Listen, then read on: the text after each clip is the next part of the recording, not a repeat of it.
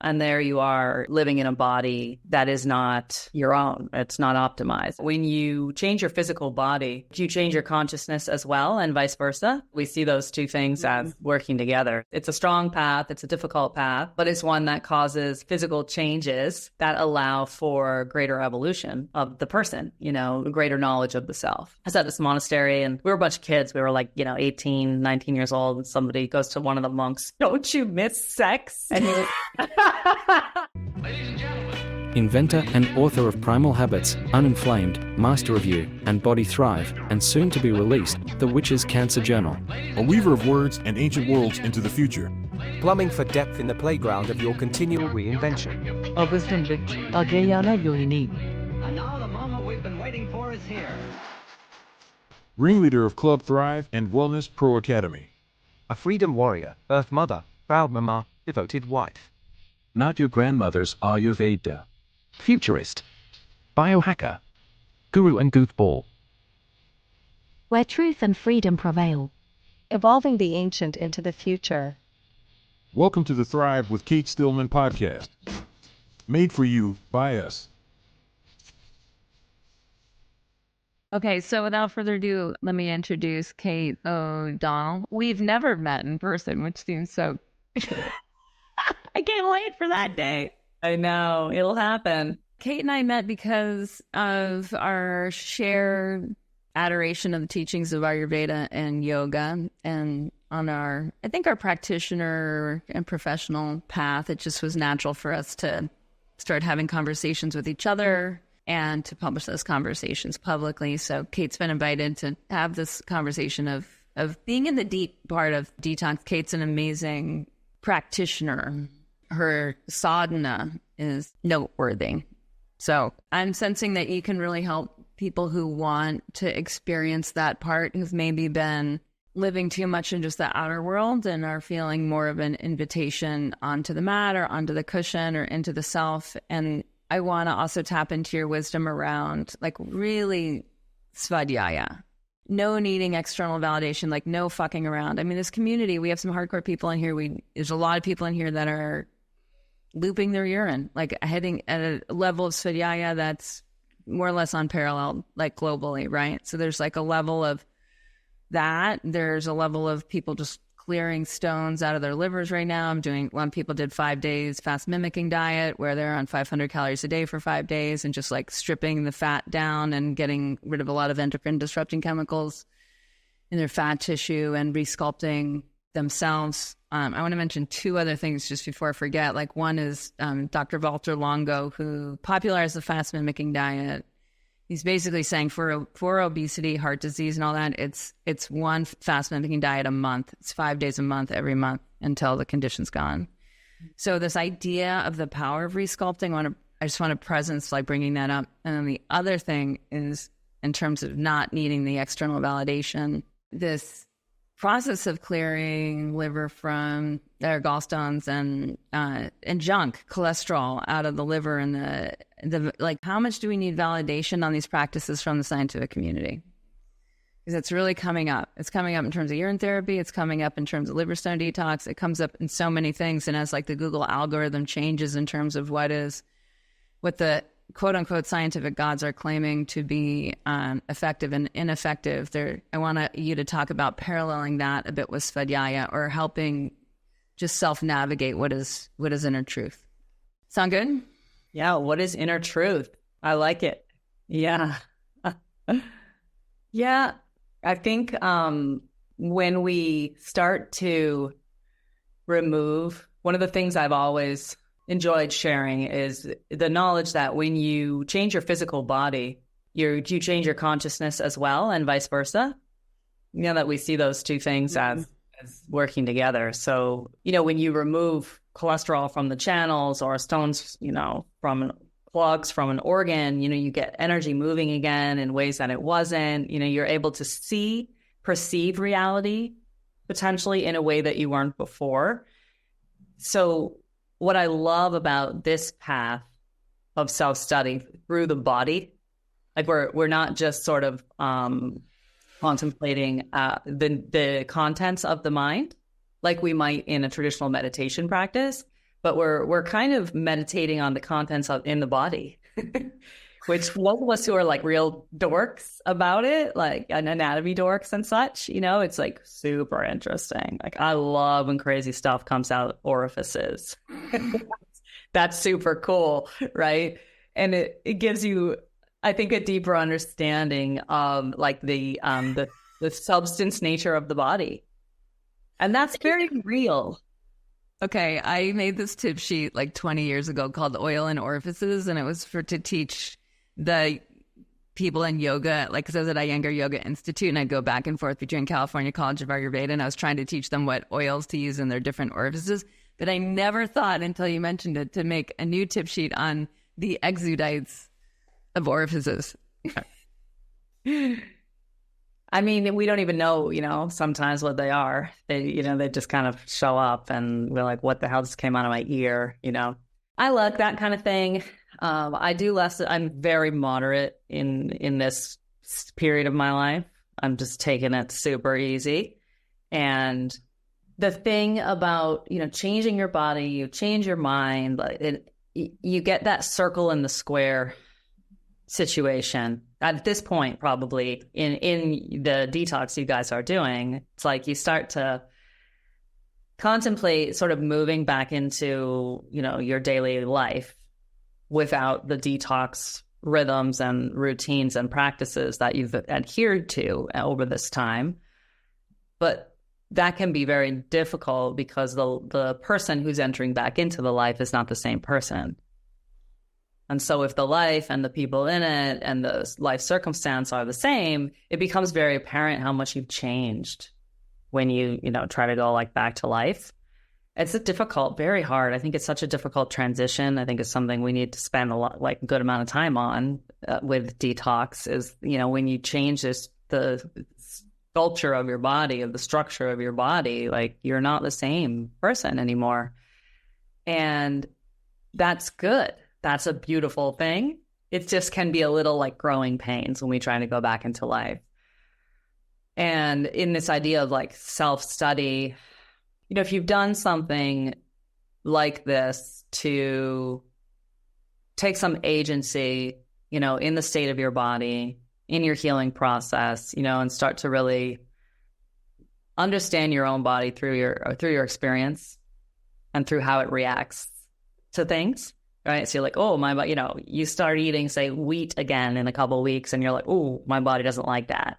Right. Now it's very clear where maybe before you aren't sure. Now you can see. So there's these truths that are known through your own experience. And that's how Ayurveda has been codified is an experiential wisdom, over hundreds of thousands of people, over thousands of years, observation of what happens when we give a human being this plant, right? Do they pee a lot? Do they poop a lot? Do they feel satiated? Do they feel insane?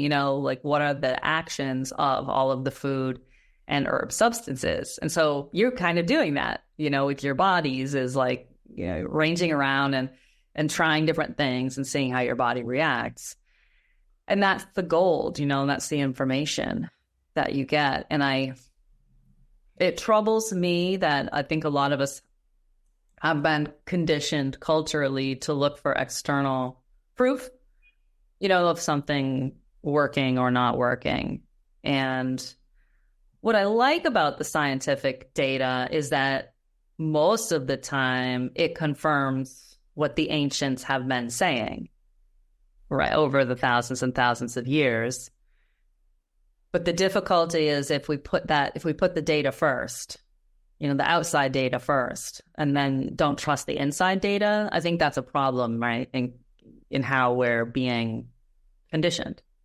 And so doing things where you're actually like in your body and changing your body and experiencing your body, that's the key.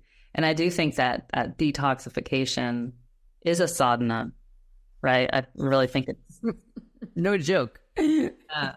Yeah, it's a strong path. It's a difficult path, but it's one that causes physical changes that allow for greater evolution of the person, greater knowledge of the self.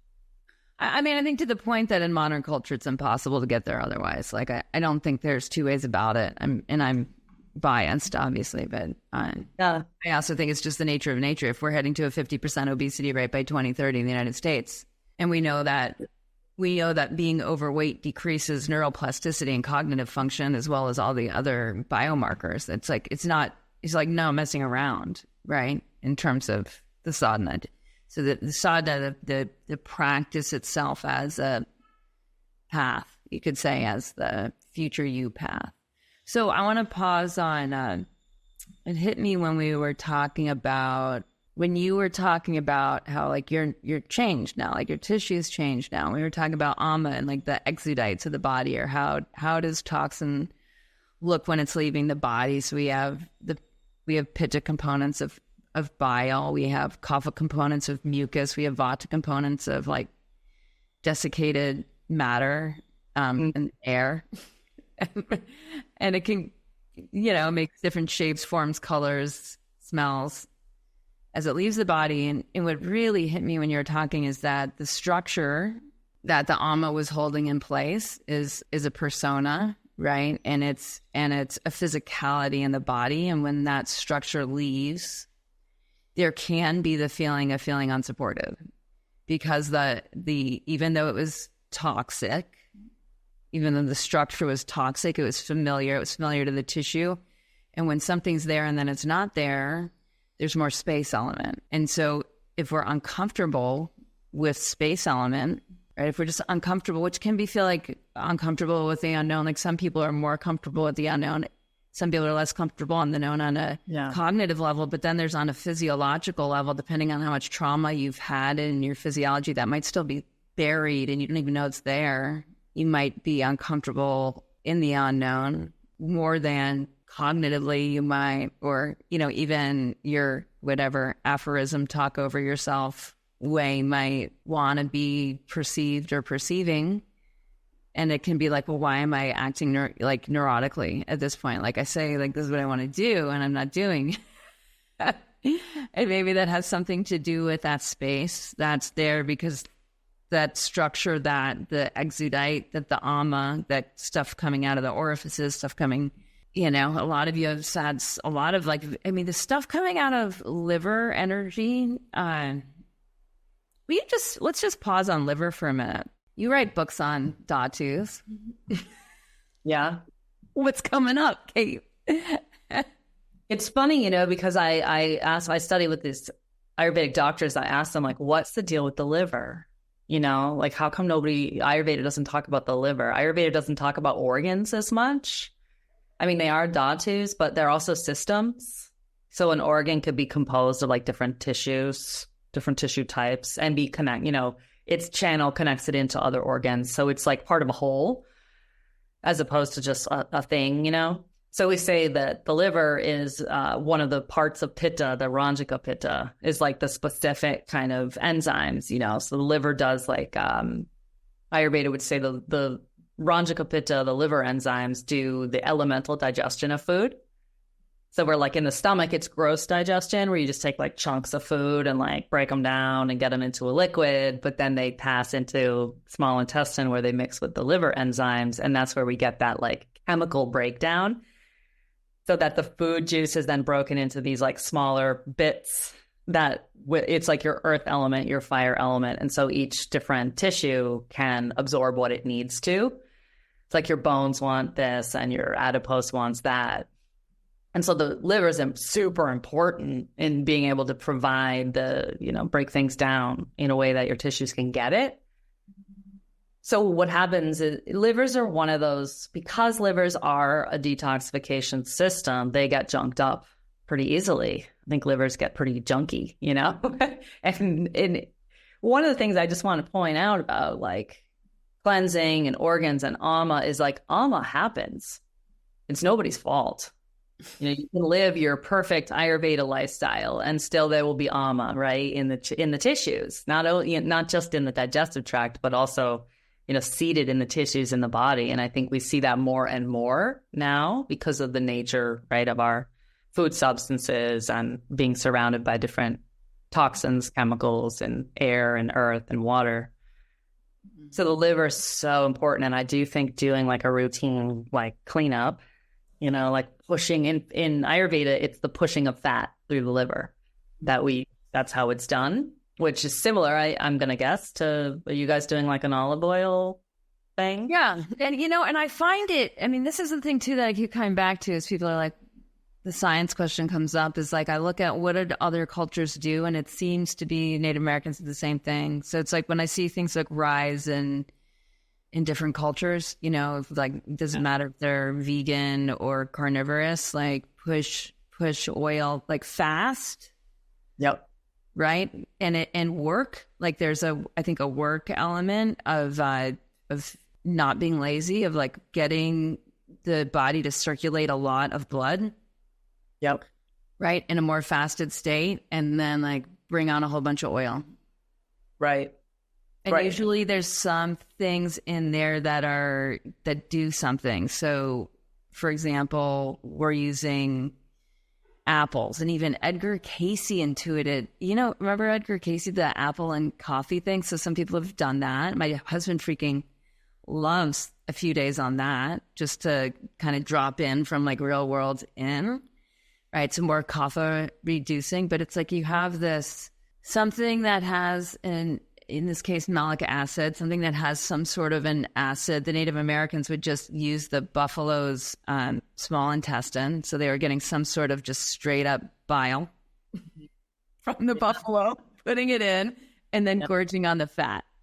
Right, same deal, and stuff comes out of the liver. Right, which.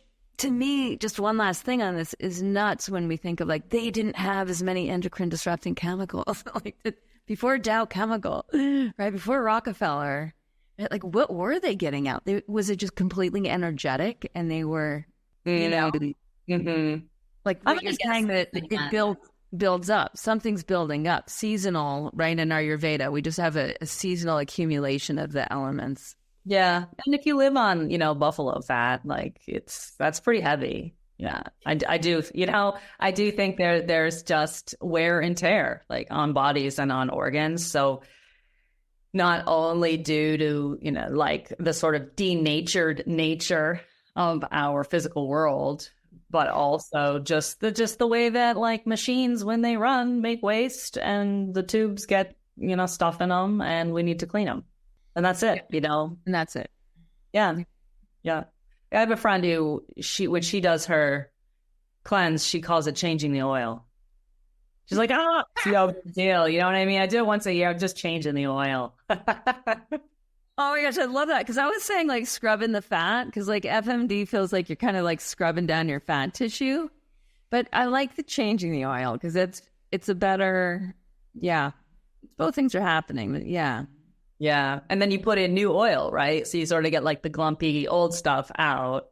You clean the thing and then you change the filter, right? And then you put in new product. And I think that's the reintegration after the detox. That's the importance of, it's like, oh my God, like how important the fats that we eat are coming out of a detox. That's why it's like, oh my God, please, like don't rush back into certain foods, like potato chips or something like that.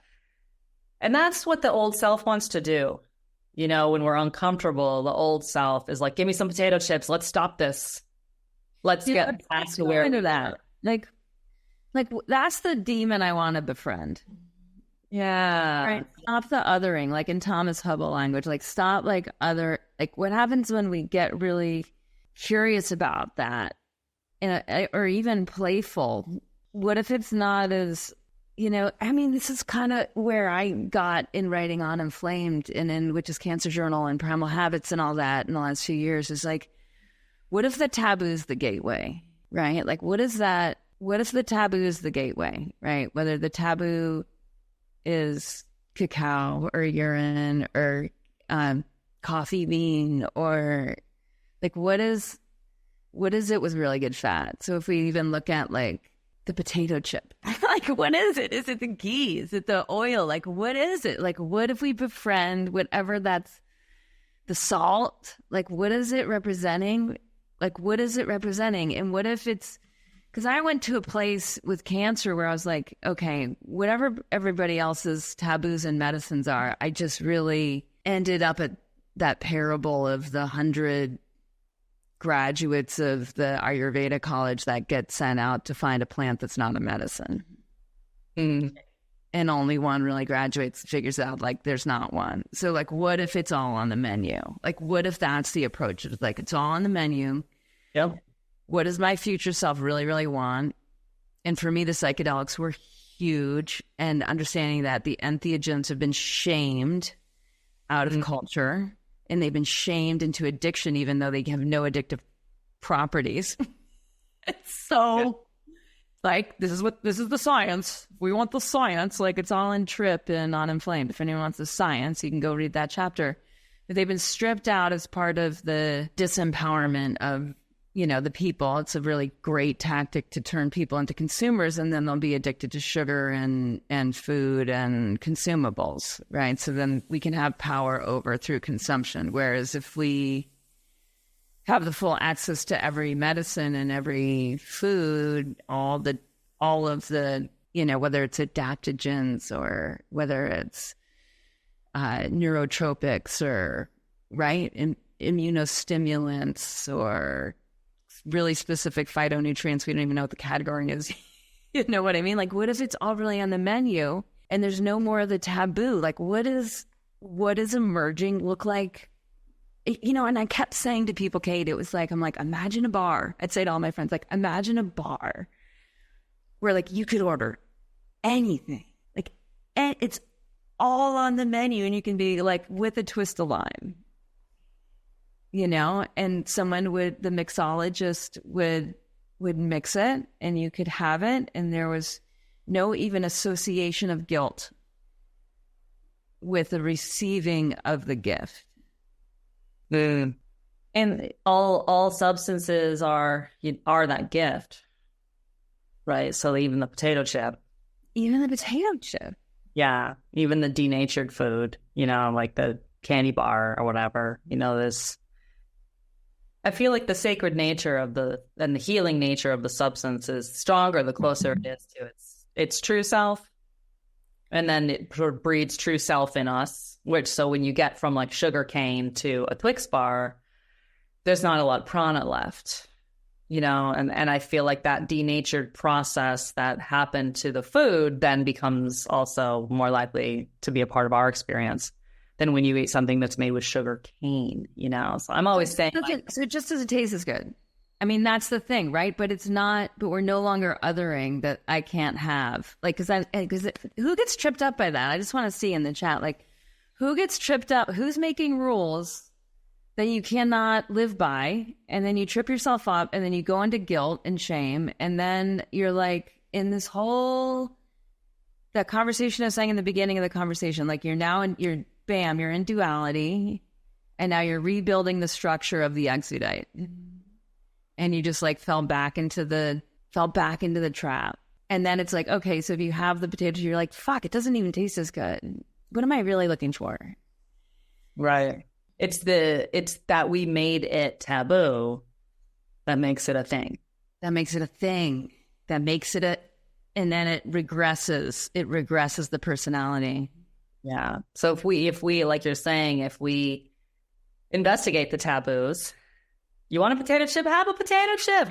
What is a potato chip, right? What is it? What am I getting? What is it? What do I want? And I think that's a better path. That's actually probably more effective than just don't have it. Don't, you know what I mean? Yeah. Well, so I just really want to look at what happens in the Manavahashrota with that. Like what's really happening in the mind, because the exudite was a structure. Structure precedes evolution. So it was holding the self in place while the self was dealing with a bunch of other stuff, right? And then you detox and, hey, I got fireworks. Wow, what just happened? I have no idea. That's amazing. What'd you just say? Say it again. Yeah, what that? That. Right? So then the structure leaves, and then there's this space. And if we have trauma that's in a reflex, that's like, oh, a space I contract, then it's like, oh, I'm going to do the other thing. I'm going to make something taboo. Even though Kate had this conversation about not making anything taboo, I'm still going to make something taboo, and then I'm going to do the taboo thing, and then I'm going to have guilt and shame, and now I'm going to rebuild the structure because that's safe. Yeah. We gravitate towards the familiar. That's one of those Ayurvedic sayings, that humans will gravitate towards the structure of the body that's familiar as opposed to the evolution, the change, So I feel like those who are evolving are like warriors in a sense that, are on a mission to recondition that sort of base human tendency to gravitate towards that, the old structure or the old experience of reality. Yeah. So it's that's like Kashaya tree cast. When I was hanging out with Acharya Shunya and Vedika Global, she's like, you're like a warrior merchant. Like, you're not afraid of the marketplace and like dealing, thank God, right? And like you go in there and you're like dealing with the warrior thing, but you're also got this Brahmin thing. And it's like, but that warrior part, right, that we're all, I think, feeling when it's like, why isn't everyone doing this? Like, why does everyone else want to live with the exudate of toxicity, holding a structure of an outdated personality? And that, I think, becomes, a point of friction of like, do I take everyone else along with me, or do I just seek other people that are on the path, and everyone's just knowing that everyone else is navigating this? Yeah. Super helpful. Because it's probably both. So let's go back to the Manomaya Kosha, or the Manovāha Shrota, or however we want to talk about, even like Sadhaka Pitta between the head and the heart, and this reprogramming. 'Cause something I found really helpful working with Benjamin Hardy is this future you, is where we can get really clear in the mind's eye. And to me, this is Tejas, this is Sadhaka Pitta. We get really clear in the mind's eye of who we're becoming, right? So who we are becoming is a more reliable structure than the exudate supported structure, the Amma-baked structure into our tissue of who we were. So now we're more in this like grounded, it's so sukha, right? We're grounded in sukha of a future identity. So it's etheric. We've got a lot of akasha, but we're activating Sadhaka Pitta. We're activating Tejas, the power of discrimination, to discriminate exactly what is future you. Like, what is this person like? How do they hang? Who do they hang with? What are they up to? What have they done? What have they accomplished? Like, what do they no longer waste mental energy on? Like, what do they experience? What do they talk about? And how humans have, so while we might in an unconscious state gravitate towards the familiar, in a conscious state, and maybe even a like supra-conscious state, we might use just enough familiar to be grounded, right? And that's the 20% saying like, that's working, even if it has coffee in it or something that like someone else is saying it's bad, even if there's like a organic homemade potato chip with like everything bagel mix, spices, and some Cajun flavoring, and it's baked in a little bit of coconut and corn oil in the oven. Like, it's right, like that 20% is like, yeah. And then we're grounding in subtle earth element. And this is, I think, what's happening with those Bhuta Agnis in the liver. It's like, what is the subtle element of earth to ground this next evolution? Mm-hmm. One of the things I've experienced over the years is that if I get if I evolve too fast, like I can't hold it. I can't keep up. And I'll have to like eat a bunch of potato chips or something, in order to, because tell people what that is, like evolve too fast. Like what's that experience? Yeah. Like give an example. I used to joke that like people end up in the Kundalini clinic. Like that was the thing in India, that like somebody would just go off the rails. Like somebody would sort of like just their mind would get sort of blown open by some experience, of reality that was so new to them and just blows your mind when you're just, how can I even be seeing this right now? There's people that just exclusively coach in like Shaktipat recalibration. Right. Right.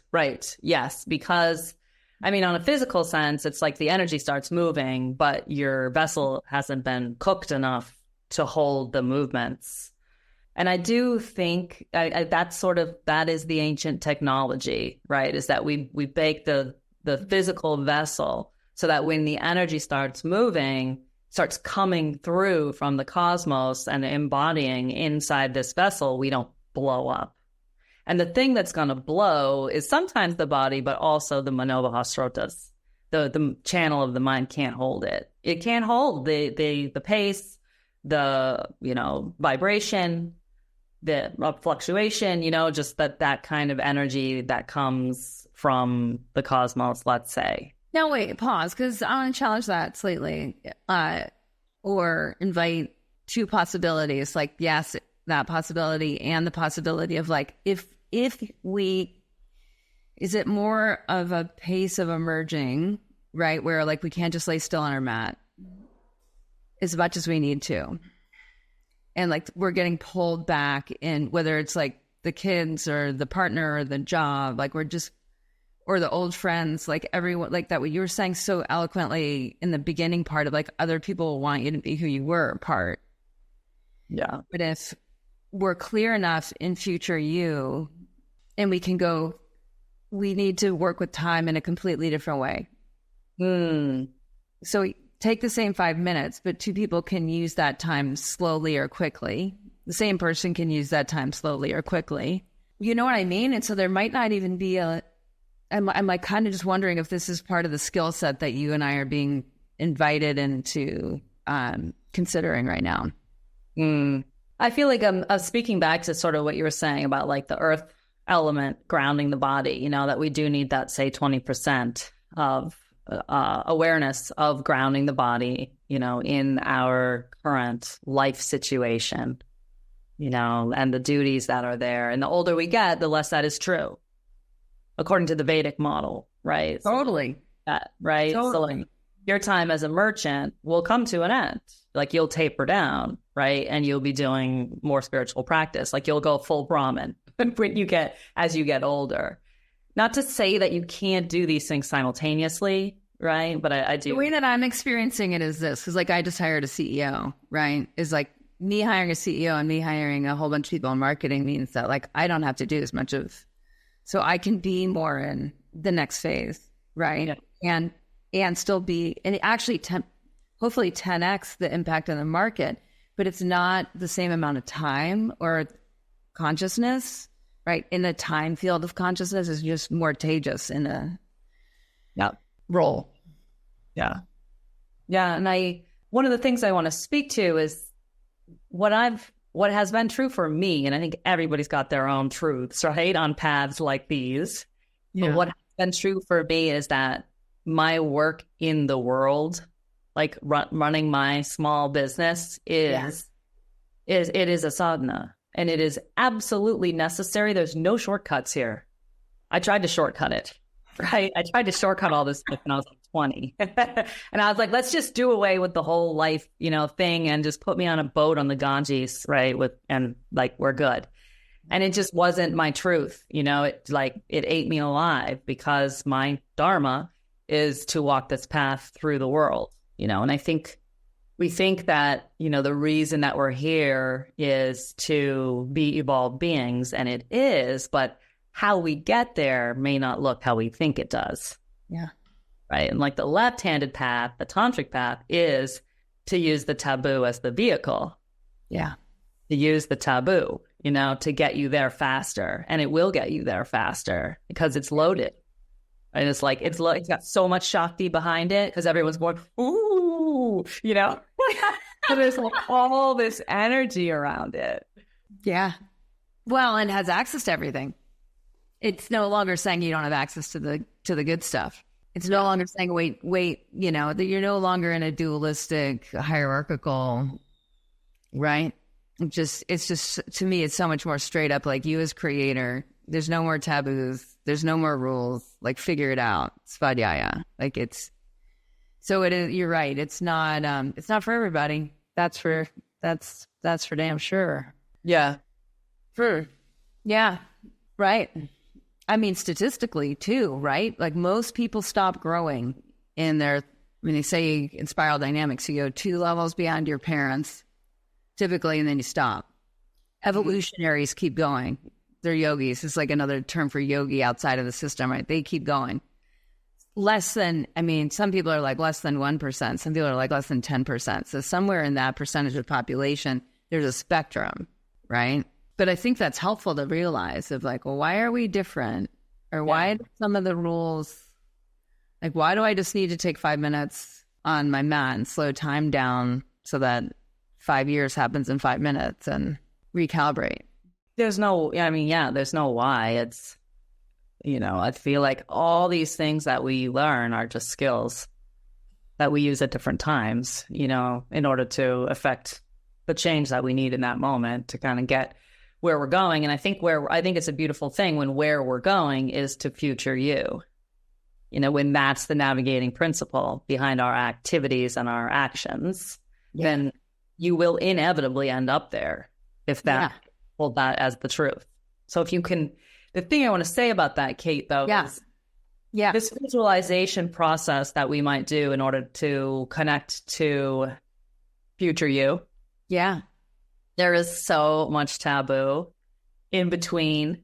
There's so much, right? There's so much taboo in between, like who I am now and like who that person is. Like, oh, I'm not allowed to have what she has or be how she is, right? Or do what she's done. Oh, that would just not be fair, or safe or whatever it is, And I feel like I just want to speak to that. Probably something a lot of people are running into, right? Yeah, and speak to the emotional ancestral alma, like speak to any of the cultural patterns or like what you see in that with your members and I think, dropping into this conversation from people, it's like, Kate and I both lead these communities, people who evolved, and we release the junk out of our systems, and it's unique. This is citizen data. Yeah. Right. This is like real. This is our Ayurveda. This is the real live citizen data, and it's not going to show up in scientific studies because no one's going to fund it, no one's going to publish it, no one's going to take the time. It's just going to be happening forever in like little Jedi Knight communities. Yeah. Totally. Yeah. Hey, go for it. Yeah. But what I see is there's the stories that that drive us. A lot of us are not moving in the direction of a future you. We're moving according to the rules that someone said, and it's such a funny thing because like my MO, and I see this so clearly about myself now, is that if something intimidates me or scares me, like I have to do it. That's how I grow, right? So I'm like, oh, that thing is like, no, and then it's like, better do it. You better do it. Because if I don't, I'm going to take that fear to the grave with me, like I will die still afraid of that thing. So, and I think that comes up for a lot of us around like changes in our diet, very simple stuff, like not having coffee, or not being someone who like goes out and drinks alcohol with friends. Like those are like scary changes. Those are very big differences from, the person that is here now to that person that we want to become. But I think in the process, we start to realize what the stories are that are driving us. The things like that our parents believed or that our ancestors believed. I was raised in a family where it was like, you cannot have too much money. Like, that's not cool.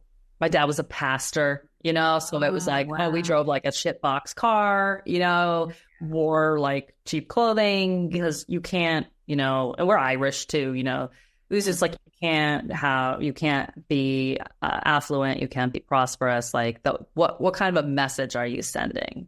That was the thing I grew up with, a lot of that. And it's been so hard to undo. I think we all have a story like that one or 10 stories like that one, that have to be, you just have to look it in the face and see it over and over again. I think there are quantum evolutionists, right? People who can like scream through stuff. I'm one who has to see something like I don't know how many times, right? I've never counted, but like the same story. I'll be like, oh my God, are you still here? You are still here. And that's the nature of the thing, I think. Yeah. But subtler, right? Sukshma. It's like, but more sukshma, because your process, you did digest a layer of growth to get to, because you're not in the same place. This is also where the shadow playbook practice of rewriting memories. So I just want everyone to just jot down of like what stories are just pulling you straight back into the exudite, right? Like what's going to rebuild the exudite? Like what are the stories? And this to me is like the other like nut of the nut is svadhyaya means trusting intuition. And so much of feels like a exiling of self-wisdom to science. Yep. Right? Is this like you're not allowed to trust your intuition. Right. And even like Einstein was saying like he had to get there through intuition. So like even our best scientists recognize that there's another force at play that pointed towards the greatness that they revealed. So if we've outsourced intuition, right? Then in the rewriting of the stories, like trusting that the stories that are going to come up in the next week, because like that's how it'll happen, right? You'll be folding laundry, you're driving the car, or you'll trip in the parking lot, or you'll all of a sudden wake up in the middle of the night and the story will come up and it's like, what is this? How is this story imprinting the monomaya kosha? How is this story imprinting the mind, the subtle energy of the mind right now, which is going to imprint the physiology, which is then going to generate cravings, right? So it's like, is that the story I want running the show? Right. Or is it time for a rewrite? Is it time? I mean, you and I, how much time have we spent editing, Cate? Editing the self or editing books? Editing books. It's the same though. Editing a story, it's like you literally write the story down and you edit it and until it works, until it sings. And like, those tricky passages of your books where you're just like, oh my gosh, how much time have I spent on this page? Yeah. Going around and around, trying to get to the essence of the thing. The essence of the thing. And what if we're rewriting the memories for future you? And then we can kind of like catch yourself in the act of telling the story wrong, being like, oh no, wait, I got the story wrong again. Let me say it again. Let me develop the neuroplasticity to tell the story. Yeah. Right? Yeah. The way it should go for future you to be like, yeah. Yes. Yeah. And I think you do this too. I've been recommending a writing practice. Mm-hmm. People tell the story, right? So the story. It's a writing practice. Yes. Yeah. Yeah. And a rewrite the story the way that it works. I like that. Like part 2, like, so you write like, why do I want the potato chip? What is it about the potato chip? When I meditate on the potato chip, like what, I don't even like chips, but who's there? Who loves potato chips, right? What was her experience with the dish? And like write for her, be her voice. And like, yeah. And without any fear or censorship, you feel what she feels and see what she sees and be her voice and write it down. What is so compelling about this choice, or this behavior, this habit that continues to drive. I hear you saying, correct me if it's something different, but I hear you saying then you go back and you write it from the voice of the future you. How it worked. Yeah. Like how the story. Because take the potato chip, it's like, oh, salt. Oh, like who knows what the salt's doing in the body. So say it's the property of softening. And then, right. And then say there's hydration, right? Because like we're eating the salty things, so we're hydrating and we're like, okay, there's this, what do I really, I want this deeper level of nourishment.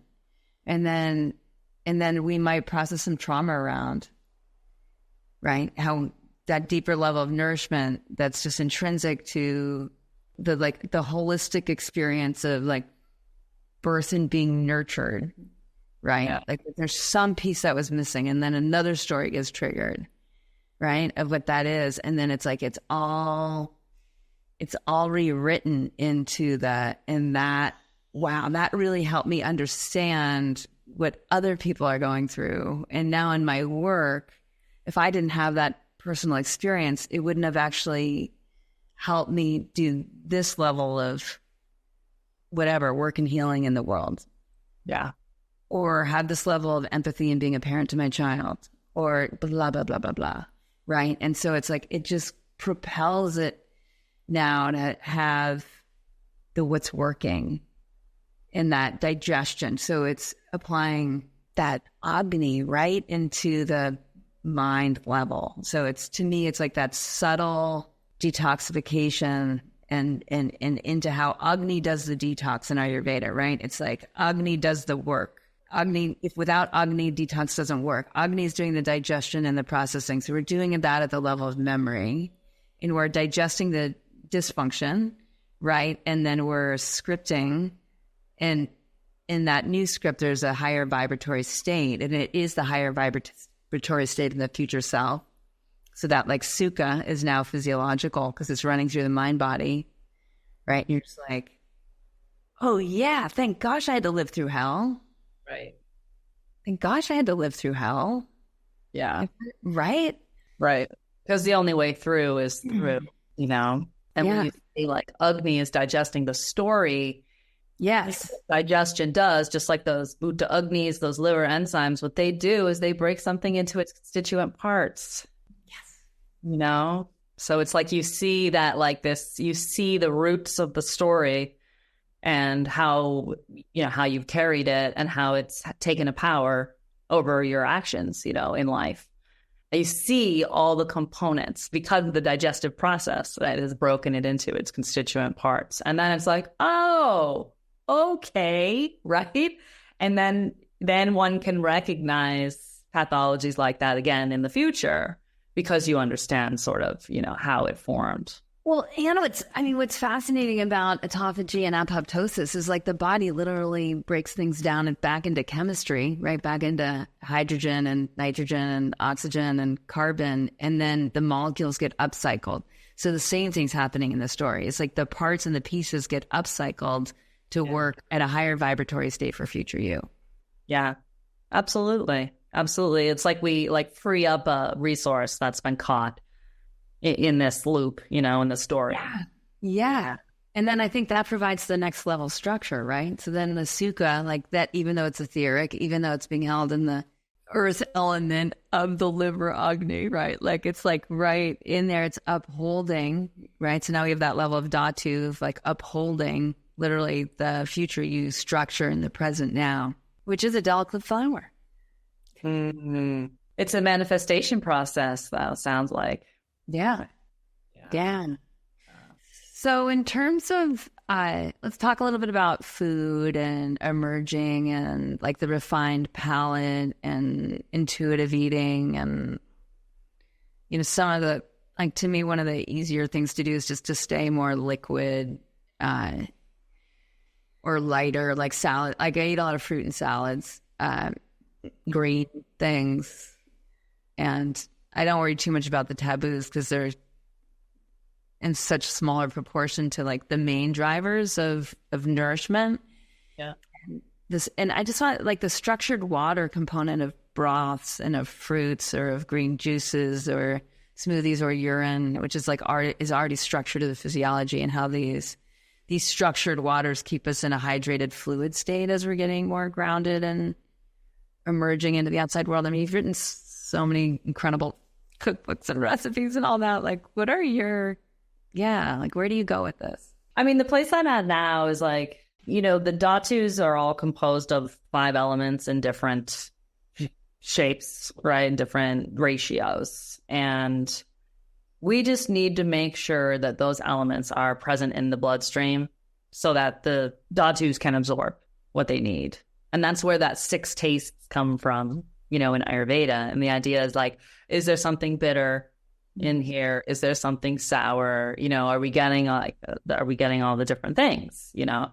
And then your tissues can get what they need to get. And that's the point, right? So if the digestion is impaired, whether it's Agni in the stomach or Agni in the liver or constipation story, right? All the different ways that which, you know, I'm sure everyone here has dorked out about that quite a bit, right? All the different ways that digestion can be impaired, and then the tissues get impaired, and the channels get gunked up, and there you are, living in a body that is not your own. It's not optimized. It's carrying all this other stuff. And I think one of the things, I remember one time I was at this monastery and we were a bunch of kids. We were like, 18, 19 years old. And somebody goes to one of the monks, "Don't you miss sex?"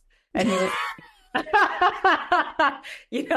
and we're at our age, we were all like, oh my God, she said it. Like, what's he going to do? And the guy just was like completely unperturbed. And he's like, there are a lot of things about sex that aren't sex.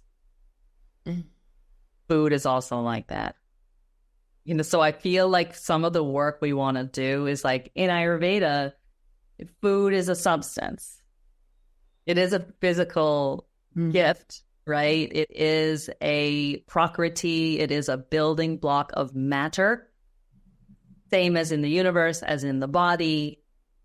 We definitely want to look at it that way. We definitely want to look at anything we eat as an aspect of nature, right? As like a figment of the non-subtle reality of our world. And that when we take it in, it is creating this vehicle that we live in to do all the kind of work, that we're talking about here today. There's so much about food that is not that. There's so many stories, right? Where we take food, we reach for food, we look to food for a lot of different reasons. And that's completely to be expected, I think, given, the conditioning and the messaging that most of us are surrounded by. And I think part of the countercultural movement is to know food as nature and nothing more. I mean, it's everything more. It's also like the subtle, the energy is in the food. The prana is there. There is also the subtle nature of the food, and its energies that feed our energy flavor, our energy vibration, all that stuff is there. And it's most essential. We just want to work towards that place where that's what food is to us. And it's not like there's no taboo here either. It's not like, oh my God, I ate an Oreo, denatured. Oh, Jesus. You know what I mean? Because the Oreo also has a lot of Shakti, right? How many people love Oreos? Especially if it's tabooed. Right. How many stories, like how many ads, how many millions of dollars have been invested, in Oreos? And I feel like we can take anything in, it's just being conscious of how we do it. Everybody's probably like, oh my God, that sounds so good right now. But it's all in the consciousness, right, Cate, of like, what are we manifesting? Why are we taking this thing into our field? Whether it's an experience. It's just going to be disappointing. I think that's if like you really go into the Oreo or the potato chip or whatever it is consciously, like there'll be a bit of getting what you want, maybe like, but maybe not that much. Or like you're satisfied with a little bit instead of a lot. And then there's going to be this like, fuck, this used to get me off. Like, yeah, we're back to like David Bowie. Like I need a new drug, right? Was that David Bowie? I need a new drug. Huey Lewis. It was Huey Lewis, right? I want a new drug, right? So I want a new drug. And it's that sense of like, okay, so what is it? What am I? Okay, so I can have the Oreo, I can have the potato chip. It's not getting me off. What am I trying to merge my consciousness with? Is it consciousness itself? Okay, no, I'm not there yet. Right. So maybe there's a psychotropic that'll like help me get more somatic and be like, oh, now I'm on my mat. Okay, that's a good place to explore this. Yeah. Yes. Huey Lewis in the news. Thank you, Mira. I'm like, someone has to know what I'm talking about. Yeah. It's a problem, you guys. It's a problem. The same stuff that got you off before the detox is not going to get you off. Yeah, it won't. It won't because the navigating principle has changed, right? I like that, the navigating principle. But, Cate, like if we didn't have the Oreo, have the Oreo. It would hold its power, right? Yeah, that's right. That's right. That's why it's on the menu. Everything's available at my bar. Everything. Come on. My grandpa owned a bar. They didn't have that much available. Like at mine, like you can get your like green elixir with I mean, you name it. You get creative with me, you know? And to me, there's a whole other exploration of anupanas, you know? So we really, because what happens is this, right? In my experience, what happens is this. Start doing urine therapy, all of a sudden you're getting all these electrolytes and amino acids, you're upcycling svastha, you're getting prebiotics and probiotics. So you're no longer in that ambuvaha shrota, so the water carrying channels are no longer in a need state. And then you're craving, you know, juice, coconut water, green juice, heavy green juice, like the, you know, darker greens often, like more like where there's just nutrient deficiency, right? Getting calcium back out of the roots and the greens, and there's more intuition around missing certain, like maybe magnesium's low or maybe copper's low, but there's more, the intuition's now more awake, right? And then when everything's on the menu and you have the Oreo and you're like, fuck, I need a new drug, like, right? So then it's like, well, what am I really going after here? And so then the intuition's awake. Right. And then we keep trying and we're like, okay, if there's no longer taboo, and then the taboo trips up again, like, right, it's right back. You're like right back in the old frame, trying to be good, being the good girl, good, bad, right, wrong. Someone's in control. Where's the science? Like you're back in the mind trip, right? And you're like spinning around that and you're like, wait, that doesn't work either. Mm-hmm. So what, you know what I mean? But now we're in that searching, seeking, open, curious, beginner's mind, yogi on the mat, redefining, and from a place of greater stability. Or not, you know, or I think sometimes we approach that stage feeling very uncomfortable with it. Yeah. And like, who the fuck? Whoa. Like, I'm not, you know, like, whoa, you know, when me who, you know, built this room and slept in that bed and like, this is all not me. Doesn't fit. Nothing fits. Right? Nothing fits. Like, yeah, it's like, what it's is not all? always fun. None of the clothes in the closet. Like, don't want to put any of that on. Yeah. Right? Yeah. I mean, I had an experience one time where my shoes didn't fit. So, like, literally didn't fit, you know? How had your feet changed? They were smaller. I was probably swollen before. Yeah. Like all my shoes were too big. So that was the end of those shoes. But, you know, like just for those who will go through that or going through that, the medicine for me has been patience. Because as you say, you know, the structure has to be, we're rebuilding a structure, and that just takes a little time. Yeah. So I've been through it enough now that I know the sensation, I recognize it most of the time. And I'm just like, oh, this is just going to go on as long as it's going to go on until the structure stabilizes in this new form. And it can take 6 months. It can take 6 days, you know, depending on the season, the state of the body, all the things, right? How deep the change was. But, you know, and now I know that. And so I'm like, okay, we're just going to be a little ungrounded. Things are going to be a little like, you know, number of months.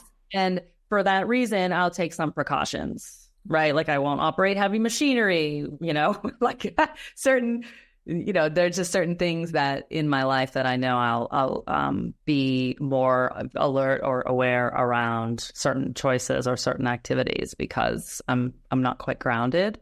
It's kind of fun too, but it's uncomfortable. It's fun. It's destabilized though. And as it should be.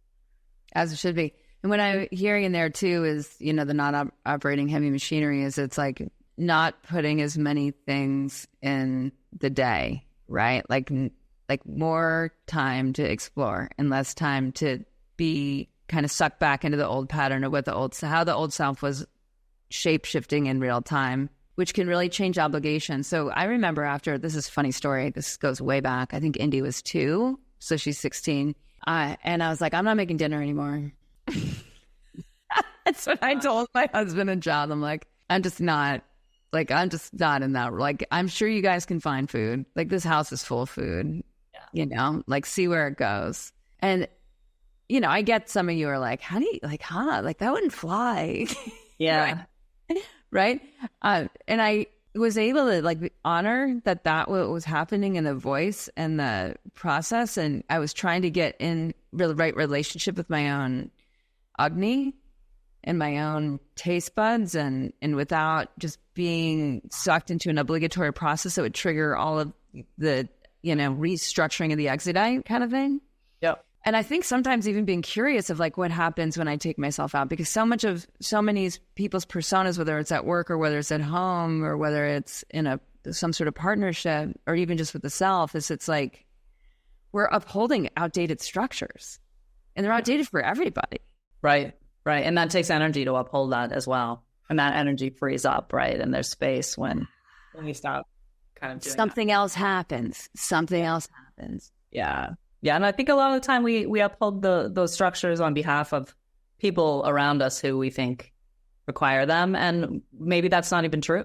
Maybe that's not even true. Maybe it's inhibiting their growth too. Totally. And I think communication about those kinds of things, not the kind where you're like, you're doing this, but the kind where, right, where you're like, I'm having this experience, like, what's your experience right now around this family habit, for example? Yeah, there's a liberating structure on like what I no longer need to do. It's called TRIZ. And it's a very provocative structure. It's a very challenging structure because it's like you think you get it, but then you end up with another list of to-dos. So it's very much in the Monomaya kosha of just like it's creating a lot of neuroplasticity and that choice of, oh yeah, where are those now outdated structures that it's just, I'm more curious about opening up some space so I can go process on the mat because there's time and space. If I can do that, then maybe integration is more stable, whether it's fast or slow, doesn't matter. Yeah. Cate, awesome. I just want to point people to your books on Amazon.com. You guys have put a link in the chat and Cate's website, Heal with Cate with a K. Yes. Yeah. And I'm hitting the road next week. So some of you, tour. Your city. Yeah. I'm going to be, so check it out. It's on that healwithcate.org books tab. Cause I know you guys are all over the place. So if I'm in your city, come see me. Yeah. Go see Cate. Yeah. Awesome. Such a pleasure. Always. I'll stay on you guys for Q&A on all the things. And Cate, I look forward to catching up. Bye, everybody. Great luck with the next stage.